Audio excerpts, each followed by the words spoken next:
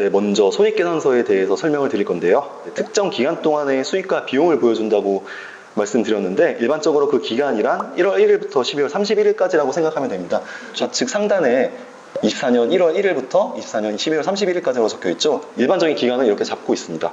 손익계산서를 이제 두 가지 형태를 보여드릴 건데 하나는 이제 표준형, 하나는 이제 비교식 관리용 목적의 손익계산서가 있습니다. 표준 손익계산서는 이제 투자자나 세무당국 등 외부 이해관계자에게 보여줄 목적으로 만드는 것이며 모든 기업이 이제 표준화된 양식을 따라 작성하므로 그 형식이 동일하여 다른 기업의 재무정보를 비교할 때 용이합니다.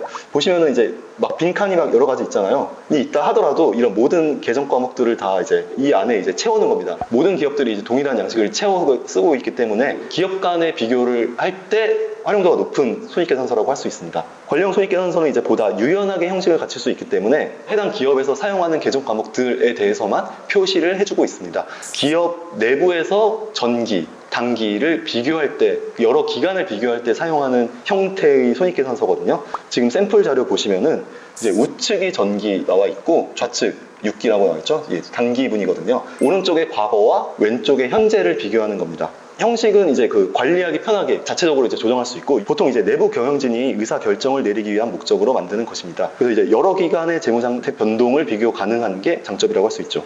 이제 샘플 자료를 보면서 계정 과목들을 하나씩 설명을 해드릴 건데요. 지금 영업 손실이 났죠? 매우 안타깝습니다. 뭐 매출액, 매출원가, 매출총액 같은 경우에는 설명을 드렸기 때문에 판매 관리비로 바로 넘어가서 하나씩 보도록 하겠습니다. 첫 번째로 이제 직원급여.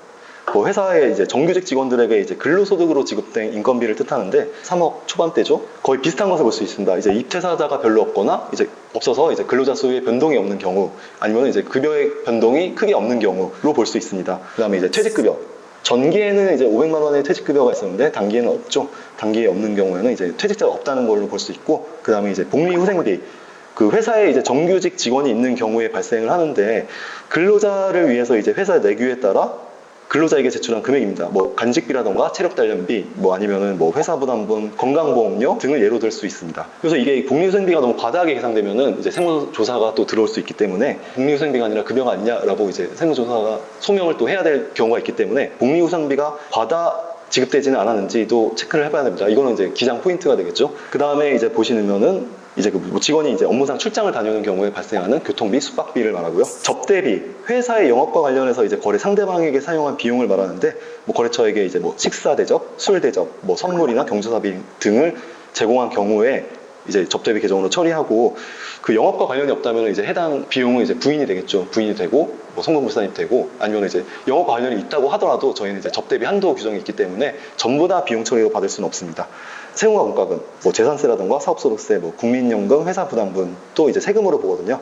아니면 이제 벌과금 같은 게 있을 수 있고, 임차료 저는 사업을 진행하다 보면 저희가 이제 공간이 필요하잖아요.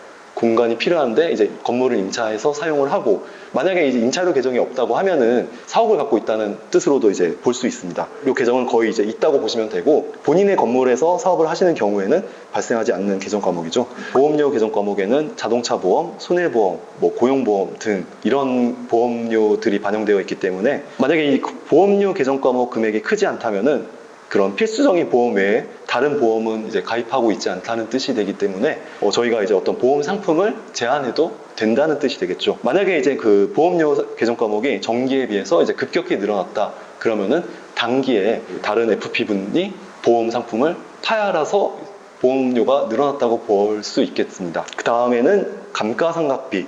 감가상각비가 있다는 거는 아직 상각기간이 남은 건물, 기계장치, 비품 등이 재무상태표에 표현되어 있을 거라는 표시가 되게 됩니다. 무형자산 같은 경우는 이제 특허권, 상표권 등에 대한 컨설팅 포인트가 있는 거기 때문에 그 부분도 잘 확인해 봐야 됩니다. 손익계산서를 보면 알 수 있듯이 특정 계정 과목에 대해서 전기와 단기를 비교해 보면서 해당 금액이 발생하거나 늘어난 이유, 줄어든 이유 등을 추적해 본다면은 회사의 니즈를 파악해서 회사에 필요한 그런 상품, 서비스를 공급해 줄 수 있을 것입니다. 이 외에도 정말 많은 계정 과목들이 있지만 뭐 해당 계정 과목을 보면은 이제 뭐 직관적으로 이제 그 뜻을 알 수 있기 때문에 뭐 넘어가도록 하겠습니다.